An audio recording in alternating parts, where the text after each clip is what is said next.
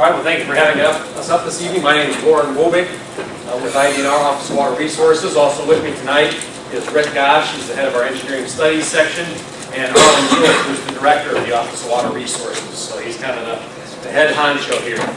So what we wanted to do, we've been working with the mayor and staff, Tony and Colby, on dealing with the dam. Actually, I think we've gone back many years talking about this dam. But more recently, this administration has taken it upon to take more concerted efforts to move forward with getting the land rights. There's been a definite move for the city to want to transfer the dam to the state of Illinois.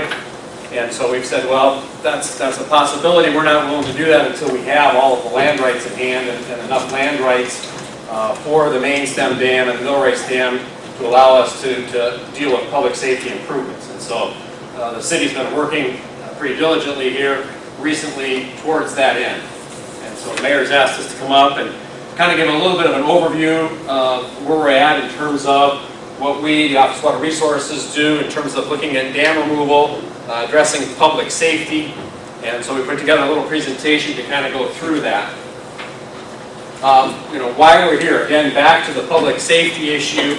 You're well aware of the issues that occur there, and right here kind of sums it all up. Even with the large signs that say, hey, there's a big problem, there's a big danger here, the fishing is just too attractive right there to keep people out of the river and out of harm's way. So much so, of course, the signage that occurs by the main stem dam and even along the mill race dam. So public safety is part of what brings us here, especially on public waters, where we're looking at trying to make dams safe, these run-of-river type dams. The conditions of the dam as well. At Wilmington, you can see, although it's in pretty decent shape as far as we can tell, you can start to see it's showing its age in terms of deterioration. Definitely on the mill race dam, as you're well aware, from its breach and the issues that it's had, that we have the temporary dam in there to kind of force the water to go back over the main stem dam. So obviously there were structural issues going on and that existed here with the old mill race dam as well. So part of what brings all this to light at this point in time was the governor's dam removal initiative that he announced here, when was that, this last fall, basically, that said that we would remove 16 dams in about a 2-year period. And the dams in Wilmington are among those that he included on that list. And so we're looking at removing 16 low-head dams, again, that no longer serve their original purposes in many cases. We want to look at the safety for all the users, improve river quality, and take care of some of the aging infrastructure like we see on the mill race dam. And so we've been at this for a while now. Here's a couple of examples of dams that we've already been addressing. Up on the Des Plaines River, the Hoffman Dam up near Brookfield Zoo area. A dam similar in kind of height and configuration to the main stem dam on the Kankakee. Down below, this is the condition today. It was a partial removal. You can still see little pieces of the dam on either side, but essentially the main part of the dam was removed and the channel restored through the middle. A little bit taller dam, Yorkville, Blackberry Creek, right before it comes into the Fox River. There again, high, about a 12-foot tall dam, deep scour hole. We're still in progress. This is as of maybe about a month ago. The dam removed, and we're doing channel restoration back through there. So we have been working with dams. We've got another dam we're working with near Oglesby, and then as I'll show you later, there's several others we're working with on the Des Plaines and on the North Branch Chicago River as well. So why the study? If we come in, what would we look at? Number one, of course, because of the fatalities and the continued deterioration of the dams. That's kind of what brings us to looking at what could be done there. As I mentioned, the city's been working to transfer property land rights together to be able to transfer that to the state of Illinois. Clear back in 2006, we even started looking under the Dam Public Safety Initiative. We started looking at these dams from that perspective too, into public safety, what kind of signage is out there, what kind of restrictions are there to the public to keep them out of harm's way. That was followed up in 2007 by a study that we had performed by CTE or AECOM. where they went through and kind of evaluated in a general sense what could be done in a number of these run-of-river dams, especially those on public waters. And then, of course, in 2012, we have the Governor's Dam Removal Initiative, and that actually brings dollars into the equation. Okay, so what the goals of the study as we get into looking at that are three main focus points. Number one, of course, public safety, looking at the ecological benefits and impacts, for fish passage, habitat improvement in the river, and then, of course, improved recreation, safer recreation to allow non-motorized kind of boating in the channel. From the public safety goals, of course, eliminating the public hazards, loss of life from the hydraulic roller below the dam. As we came into town today, there's quite a roller going there today. You can easily see there's some big logs out there this afternoon. Creating a safer river for all users, and as you're probably well aware, reducing that need for emergency responders. There's so many cases on a lot of these low-head dams where it's not necessarily just the victim that's in there, but it's the responders that come that end up in harm's way many times as well. Looking at the ecological benefits, in this case, if we remove the main stem dam, did a quick computation based on some of the documented river mile streams that I have, and between the main stem itself and all of the tributaries that would have access to it, opens up about 185 miles of additional river and tributaries for fish habitat beyond the dam. Of course, looking at improved aquatic habitat within that impacted area and improved water quality that comes with removal of an impoundment. As I mentioned, the recreation goals to enhance recreation for watercraft, fishing opportunities, and create a safer natural area for the public to enjoy, especially in this case where we've got a public body of water like the Kankakee River. So what would that study include in terms of work? Number one, extensive surveying. We do have surveying. We've been here before. We do have cross-section surveys, for example, on the mill race, on the main stem. What we'd probably do is we go into taking a deeper, go into this kind of study deeper. We'd probably do a bathymetric where we actually have equipment that's mounted on a boat that would go out there and essentially scans the bottom and would give us much more detailed mapping of the river channels themselves. I know we were talking with the mayor beforehand here, the sediment that exists in the mill race. Now the mayor was commenting on how it's, notably sedimented in there more. Obviously we'd be looking, if we're looking at stabilizing that channel, looking at dam removal, we'd have to be doing some sediment collection testing, perhaps some sediment transport modeling, depending on what we find from the sediment testing we would do. Then water surface modeling, develop a computer model of the main stem and mill race, conditions out there in order to assess different scenarios. What happens if we do removal, partial removal, or to put in some sort of a modification to the spillway itself? What does that do to water surface profiles, especially upstream of the dam? The environmental aquatic investigations, that would consider kind of the wide gamut, especially if we have state funds involved, looking at impacts to any wetlands, endangered species, archaeological side of things, what impacts are there to existing environmental conditions that are out there today. Of course, looking at public safety alternatives and then doing an economic evaluation of those various alternatives for modifications or removal of the dam. This just shows an example, kind of a pretty colored picture here. This is in the town of Danville. Like I mentioned, Danville is one of those places we're looking at dam removal. So we've got the Vermilion River kind of flowing this direction. The dam sits right at this point. Again, a similar dam in size and shape to what we have on the main stem here. So this kind of exhibit was prepared to show the change in depth for a normal flow. And so just to kind of show the change in this point of the river, normal flows would be, or the height of the water, depth of the water would be about 2 feet, 2.5 feet lower under normal flow conditions than it is with the dam.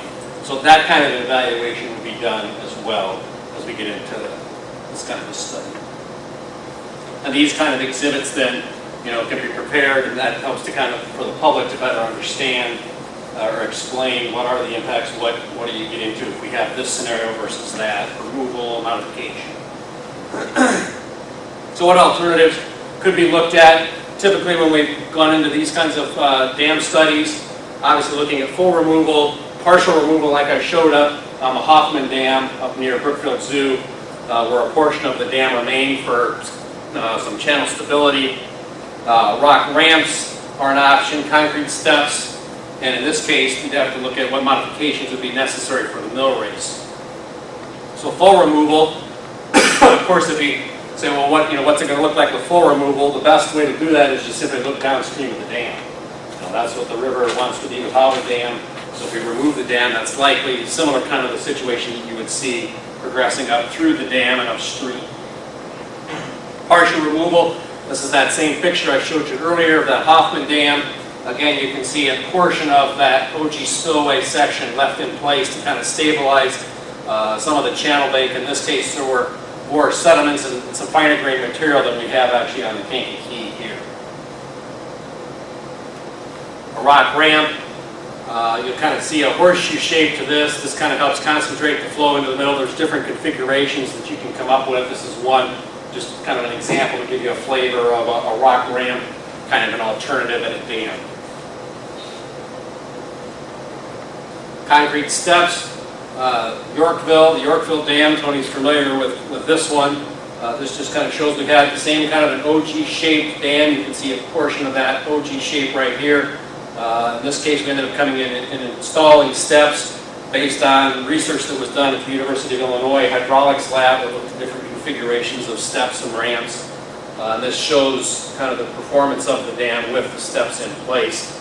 There's actually a large riprap basin at the base of those steps. Again, mill race modifications, this would be key, and where we'd have to work with the city pretty closely as we start looking at what-if alternatives, especially in dam removal. What's going to happen to the mill race? What does the city want to see there? What options do we have? So I see that actually being a big part of study when we get into that point. Okay, as I mentioned, the Governor's Dam Removal Initiative, that does bring dollars to play at this point. And so we've got funding appropriated for the removal of those 16 dams that were mentioned through the Governor's Dam Removal Initiative of 2012.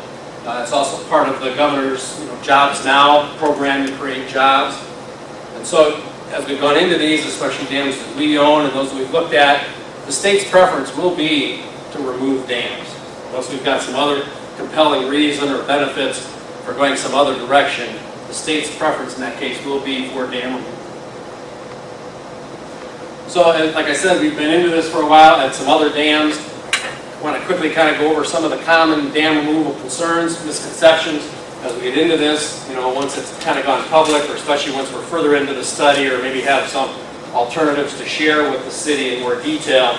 Once that hits there, there's a number of people who had their first kiss at that dam and are very passionate about dams, and you find all those people very quickly when that goes to light. But some of what we found, we'll just sign it. My gosh, I gotta just sign it and people will stay away. As you well know, because of all the signs you already have out there, and even based on recent court cases, putting up signs does not protect the owner from liability for accidents that actually happen at the dam. Some of the typical comments we've got, the rivers are like bathtubs. You can take out the dam, they're all going to dry up. They'll just empty out. The pooled area will just become a large mud flat. We'll not be able to fish there anymore. We won't go with boat there anymore. Again, if you look downstream, that's the best kind of scenario to see, well, what's the river going to be without a dam. Dam removal and fisheries, that's always another key issue that we come across as we start looking at doing something with dams. This will pull from our recent example. Again, I mentioned the Danville Dam that we were dealing with. We've done extensive fisheries work there. Even right now we're doing continued monitoring through Eastern Illinois University on fisheries upstream and downstream. But this is fairly typical from a species standpoint of fish. Downstream of these dams we find a much larger abundance of fish species than we do upstream. Here in Danville, this was a study done in 2004 and again in 2011 that showed the difference there, and this is pretty common at those dams throughout Illinois where we've done this kind of an assessment. Same thing with that stream habitat that we get into above and below. This chart of lots of bar graphs here is essentially showing a lot of these dams are on the Fox. Here's the Danville Dam as well. These lower bars are kind of showing what the habitat quality is above the dam, and then the habitat quality below the dam. And so removing that dam tends to improve the overall stream habitat as to similar to what was below the dam. Schedule. As I mentioned, we've got these 16 dams the governor's asked us to try to address in the next 2 years. And so we've got these, what is there, about 10 or 11 out there. These are the ones we're working on actively right at the moment in terms of looking at those alternatives. We're into the study and assessment of these dams.